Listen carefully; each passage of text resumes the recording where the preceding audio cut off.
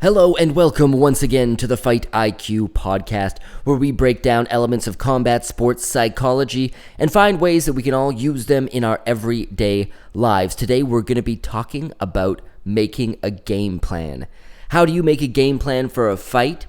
How do you adjust in the moment and overcome new obstacles as they present themselves, alter the game plan when needed? And what sort of game plans do we need in our own endeavors? My name is Jesse Day.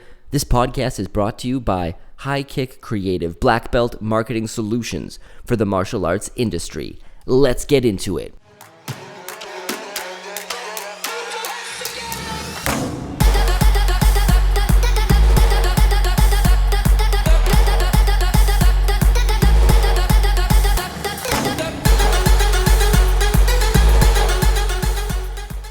Everybody has their own unique challenges, personality and technical wise, and so it's my job to kind of make sure that they're growing in all areas, and I do my best on that.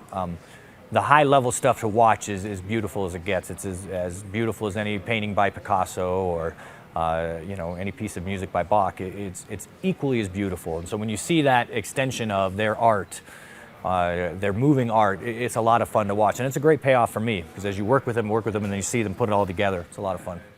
That was world-renowned MMA trainer and coach Greg Jackson, widely considered by many to be one of the best in the industry. A lot of fighters seek him out to revive their careers when it's in a slump or when they need an adjustment, and he is known to come up with some of the best game plans in the industry, and that is what we're talking about today, is having a game plan, how to formulate a game plan, follow through with it, but also how to adjust. And as you heard Greg talking about, the different styles of fighters, how everybody's different.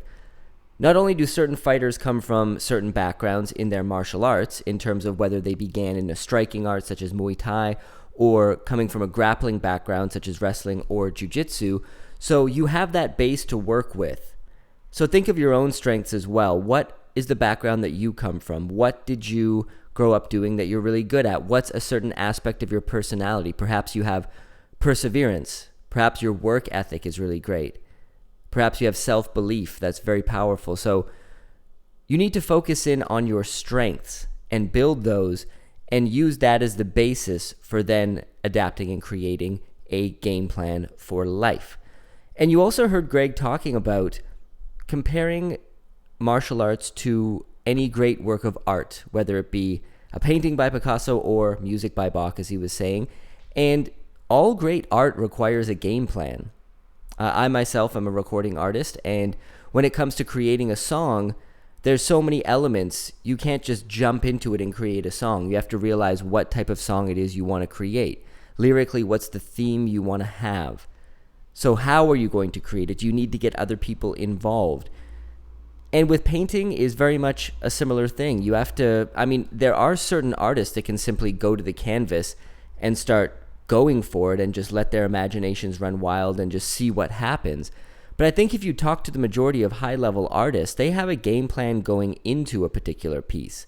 They know what it is they want to do, and they have all the tools they need in terms of paintbrushes and paints and the type of canvas they want to use and any other materials they want to use in that piece of art. And it's a step-by-step process that is very intense and very, very detail-oriented that then results in the final product, which can at times be a masterpiece.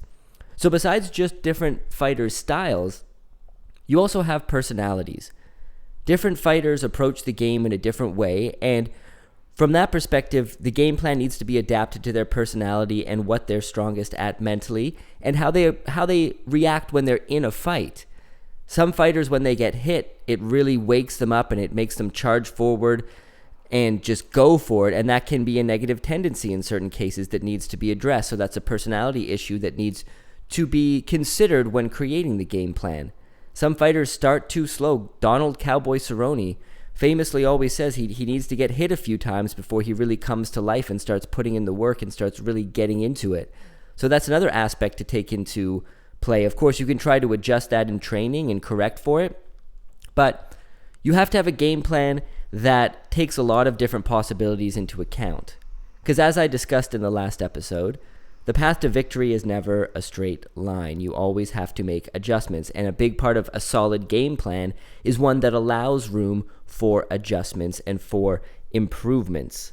So what are the tools that you need to put your game plan together? Whatever your goal is that you're trying to work towards, there has to be a detailed step-by-step plan. And the plan has to be created with the fact in mind that chances are something's going to go wrong at some point. Very rarely does a game plan work out from beginning to end and everything's fine and you go, well, that's another one in the books, and you move on to the next.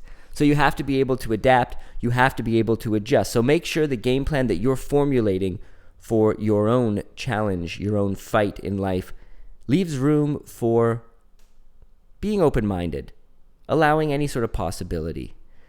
And so what are the tools you need? The tools are both physical, obviously, and mental, and they're all related to whatever field it is that you're in. So first of all, think of what all the tools are, both mentally and the physical tools you actually need, as in tools of the trade. Whether it's, you're a photographer, so your camera, your photo editing software, those would be the physical tools of your trade. And then what's your artistic style? What uniqueness do you want to bring? Because that's really what it's all about. You need to bring something unique to the table, and you need to have something about you that differentiates you from everybody else. And in fighting, it's very much the same thing.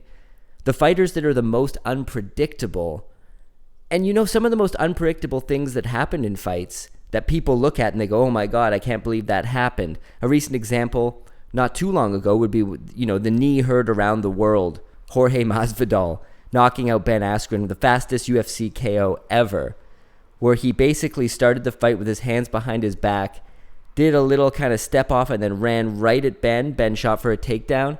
Masvidal threw a jumping knee and knocked him out, like right away. And people say, wow, that's fantastic. Can't believe that happened. Well, guess what? Training footage was released later of them practicing that over and over and over again. That was a big part of their game plan. So sometimes a spectacular knockout comes out of nowhere, a submission, and people go, oh my God, it happened in the heat of the moment. Well, actually, if you talk to that fighter and you talk to their coaches, chances are that was all part of the game plan. There are very few little rules, okay? But outside of these barred rules, these barred maneuvers, you can trick me any which way you want. So what happens is you take your opponent into a maze. You take your opponent into a world where torque doesn't matter so much. And that's why the more restrictive a sport is, let's say, for instance, boxing. Boxing is more restrictive than Muay Thai. So the guys with torque are going to do better in boxing than they will necessarily in Muay Thai. Because in Muay Thai, I can use more trickery. I could be a little dweeb and just beat you with clinching, or I could beat you with a trick kick, or I could beat you with a back kick. Now, for instance, a back kick, anybody can generate knockout power with a back kick. However, with a right cross or left hook, not everybody's going to have that bone-crushing power.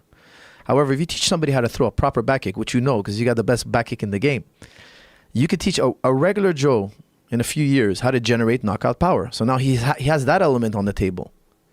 So because MMA is so, there's so few rules, we have a greater environment for the intellect to shine.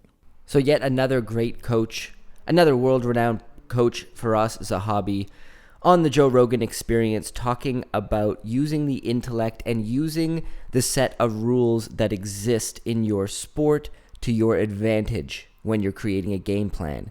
He was talking about the limitations of a sport like boxing, which allows just 2 fists for your attack. So you have your defense, and then you just have your 2 fists to attack with. So he was saying the person who has the most torque, meaning can generate the most power in any given situation, often will have a big advantage. But the less strict rules there are, with, at the current moment, mixed martial arts kind of being basically that. You can't strike to the groin, you can't gouge eyes, you can't fishhook, you can't bite, you can't headbutt, there's a few others. But other than that, you've got a lot of different tools at your disposal. And I thought it was really poignant what he said at the end, that because of that, MMA really allows the intellect to shine. And that's what creating a game plan is all about. Being able to study, break down your opponent, his tendencies, being able to look at your own strengths and weaknesses, and then being able to formulate something that best serves your strength while staying away from your weaknesses. If you don't have that knockout power, then your game plan probably isn't slug it out really hard in the first round and try to knock the guy out.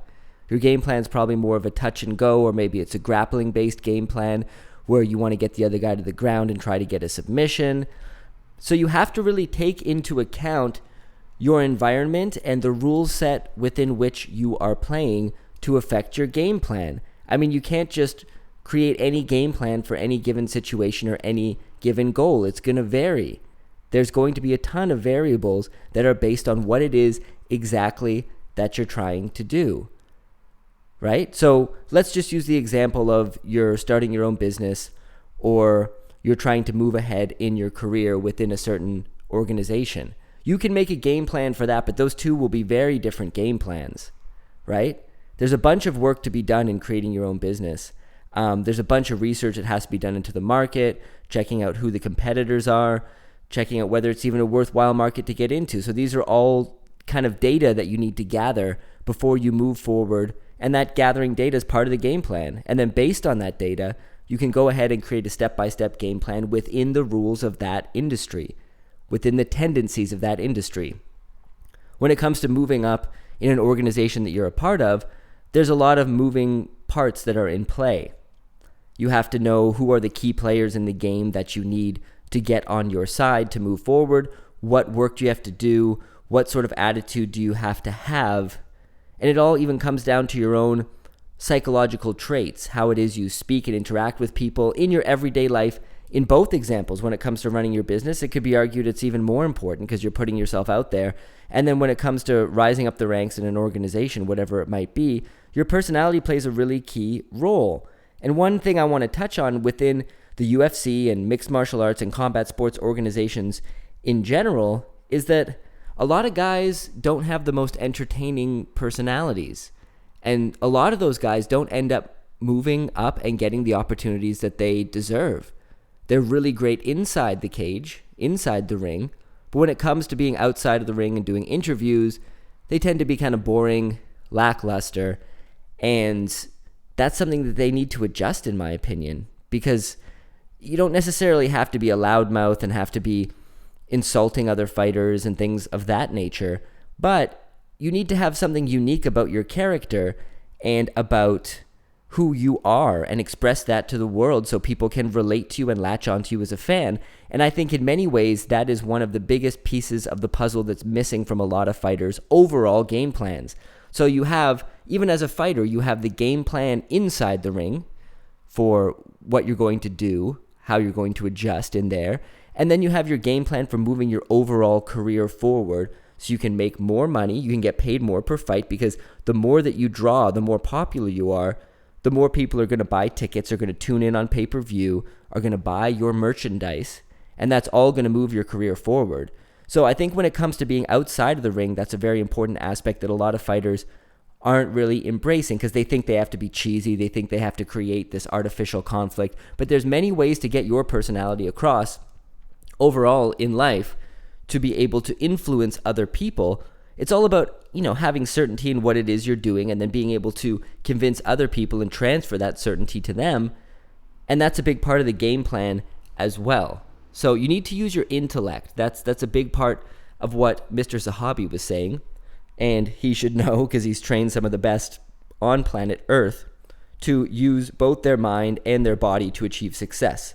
A lot of people say fighting is 90% mental, 10% physical. I don't know how true that is. I think it's probably an even split. But I also think there are two things that are a synergy that need to work together. You can't really have one without the other. You can't have a fighter who's super in shape. He's done all the training. He's worked really hard, but he has zero confidence. At the same time, you can't flip it and have a fighter who's been lazy during training, not doing too many sessions, figures he's got it in the bag, but his confidence is at 1,000,000. He really believes in himself, potentially falsely, that he can take his opponent out. And we've seen that be, cause a lot of fighters to lose. A lot of fighters after a loss who've seemed like they've been unbeatable, they look back and they say, I didn't take him seriously. I wasn't looking at my opponent seriously enough. They just figured they'd coast on by. Their confidence level was at 100, but their training level and their preparation level was not quite equal to that. So you have to combine all of the aspects. Don't look at a game plan as just a step-by-step guide to get from point A to point B. Here are the steps I need to do. Step 1, do this, write a business proposal. Step 2, there's also, you need to look at yourself and your own traits when it comes to your personality and the way that you think and the way that you come across to others, because ultimately no great endeavor in life can be done alone. So explore and examine all the potential pathways to victory as pieces of your game plan and use your intellect. Thiago throws a lot of wild techniques, but they're consistent. If you watch him enough, he has some consistent things that he likes to do. I just get very comfortable and familiar with some, his favorite techniques pretty much, and I get to a point where I see them so often through my training partners that I start to identify when they're coming or what the body language look like as the move is getting ready to happen or be set up, and so I just focus on my defenses and counters to these things, and focus on where he's weakest on his defense. And we just adopt maybe 20 moves per fight and like per camp, and we just focus on those 20 offensive, maybe defensive moves, and we master those. And then I've learned that the pieces always fall into place. So that was the best in the world, Johnny Bones Jones, the current UFC Light Heavyweight champ, who is actually trained by Greg Jackson, the man we heard at the beginning of the episode, talking about the exact specifics of a game plan tailored for a certain opponent. In this case, it was Thiago Santos. And he talked about noticing his opponent's exact tendencies and creating a series of moves designed specifically to counter, to attack, and to defend against that opponent, and drilling those moves until he knows them like the back of his hand. And that's an amazing game plan. I mean, when you hear a fighter actually break it down like that, some fighters don't actually like to watch footage of their opponents. They actually leave that to the coaches. So the coaches will spend all the time breaking down the footage of their opponent's past fights, finding all of their tendencies, their weaknesses, their strengths, and then formulating a game plan and bringing it into the gym so that when they train the fighter, they're actually training them specifically for this upcoming opponent. However, Jon is one of the fighters who likes watching footage of his opponents himself. He likes to watch it with his coaches and break down all of those things together so he has a clearer understanding on fight night of exactly what things are going to look like. And hey, there's no arguing with results. He's undefeated, aside from one really strange disqualification. He's had some controversies surrounding performance-enhancing drugs in his career, but we'll turn a blind eye to that on this podcast because that's not what it's about. It's about just looking at results and looking into the mind of fighters and their coaches. So when you hear Jon talking about his game plan, you can see just how unbelievably specific it is. And that's another point I wanted to make when you formulate your own game plan for whatever it is you're doing. You want to get into the nitty-gritty of the details and make it exactly as specific as possible. What are the obstacles you might encounter? List them. These things are going to be obstacles that I'm going to encounter. Okay, so how am I going to deal with those obstacles? And you kind of drill that into your mind over and over again so that when the obstacles inevitably come up, you have kind of a counter move. You have a defense, or maybe you even have an offense that allows you to jump ahead. So by examining every single facet of what it is you're trying to do when you're creating your game plan, it'll give you less surprises and it'll give you more chances to be successful. So it's all about seeing as many possible outcomes as you can. And a lot of fighters also talk about, imagining themselves in the worst position possible in a fight and how they're going to get out of it. And you'll often see when a really good striker who's good on their feet but maybe not so good on the ground is getting ready to face like a really high-level grappler, somebody who's known for taking people down, keeping them there, and submitting them, they'll often start sparring rounds in the worst position possible, on their back with a really great grappler, a training partner they brought in to be on top of them, controlling them, and spend a ton of time fighting out of those positions so that when it gets to actual fight night and they do inevitably get taken down and the opponent tries to hold them down, they're immediately able to go to that well. They've done it 1,000 times before. They've already been on their back and having a world-class individual controlling them. And that's another really big aspect, is having the right team around you and bringing in the right training partners that are custom tailored to the opponent you're going to be facing. If you're facing a tall southpaw who has really great kicks, then you want to try to find a sparring partner, a training partner, another fighter who has very similar characteristics. if you're fighting a world-class wrestler, then you want to bring in actual Olympic level wrestlers to train with you and hold you down and throw you around. And, it's going to suck, right? At first, you're just going to be unable to get out of it. You're going to be taken down constantly because these are world-class level grapplers. But through training over and over and over again and drilling with the instruction of a really great coach and a really great strategist telling you how to get out of those situations and formulating ways for it to happen, when it inevitably happens within the fight, you're going to be calm, cool, collected. You're not going to be like, oh my God, I just got taken down. This guy's a world-class grappler. How am I going to get out of this? You're not going to panic because you've been through it before. So who are the training partners that you need in your life to make it better? Who are the people that represent the strengths to your weakness? And there's a lot of talk in the personal development world about raising the levels you're weak in. Gary Vaynerchuk very famously says, forget about that. Just focus on what you're great at and put 1,000% effort into it. And I do agree with that, but I do think that you need to be well-rounded in some aspects. If you have a personality that's not pleasing to others, if the sound of your voice are like nails on a chalkboard, and if people just don't find you charismatic, it doesn't really matter if you're a genius in one certain area. You're not going to be able to easily get people to help you, to be able to see your perspective, because your communication skills aren't there. So although you want to focus on the thing you're strongest at, you do need to shore up your communication skills to where you can start to influence people. It doesn't mean you're going to go from zero to being Casanova or whatever. It just means that there's certain areas that are weaknesses that do need to be shored up to a certain level. It's like when you get a world-class grappler, somebody who's amazing on the ground. We're going to talk about Damian Maia as a great example. One of the most successful kind of pure jiu-jitsu artists to enter into mixed martial arts. And when he gets a hold of you, if he's able to take you down, he just smothers you. It's like nothing else. He just takes you down, pretty much gets into any position he wants to, and just puts the pressure on you down there on the mat until you can't take it. And inevitably, you give up your back, or you make an even small mistake, and he's able to capitalize. So his art is pure grappling. But he's not so great with his hands. So he got knocked out a few times, I believe, and he got dominated with striking in a few matches, and it's seeming to kind of, his main advantage in a way can be a disadvantage if the opponent trains specifically to avoid his strength, which is grappling, and if they're able to successfully do so. Because Damian Maia is the type of guy, if you can keep him on his feet and he's not able to take you down, he's kind of screwed. Because he doesn't have striking anywhere near what the top-level strikers in the UFC have. So if you're able to stuff his takedowns, stay on your feet, and land punches, he's basically, his game plan goes out the window. So, he's worked on his striking, of course. He's better than he was at the beginning. But you can see how being this one-dimensional, and this is not a knock on Maia, he's achieved so much in his career, but you can see we're being so ultra-focused on one single aspect to the detriment of others, you're kind of limiting your toolbox. So be sure to make your game plan specific, see as many possible outcomes as you can, and get the right people to help you shore up your weaknesses and to boost your strengths. Surround yourself with people who are where you want to be or closer to where you want to be than you are. Learn from them, get them to help you help them, and you're on your way, my friends.